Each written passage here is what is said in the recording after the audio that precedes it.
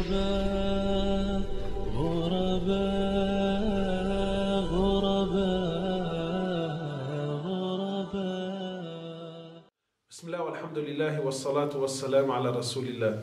The month of Ramadan is the month where everyone wants to do good and everyone wants to have some change and everyone wants to do great things. But what tends to happen is that when the month enters, you're so overwhelmed, and let's be real, for most of us, myself included, you don't have a program, you don't have a schedule, you're not specific about what you want to do. You find yourself, you go to the masjid for the first 3-4 days, and then what usually happens is we end up collapsing. So my brothers and sisters, you know, slow and steady wins the race. Okay, we've been far from Allah all year round. Of course, we want to make the most of this month, but we want to be smart. So be specific, right?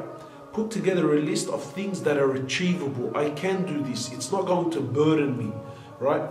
Don't sit down and put together, you know, I'm going to read 1 juz of Quran a day. If you can and you're capable of this, well, then that's great.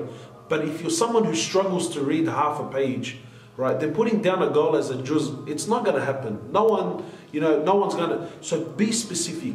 Put yourself together a specific program. You know, look, I'm going to pray my Isha in the masjid. I'm going to read X amount of Quran. I'm going to give X amount of charity. Slow and steady. I would rather you do this much, but you're consistent throughout the whole month of Ramadan, than doing that much for the first 5 days and then you collapse after a week. The Prophet of Allah, he says, and I will end with this. This is advice for life, not just for the month of Ramadan. Allah Azza wa Jal loves the action that is small and consistent more than the action that is large but a one-off.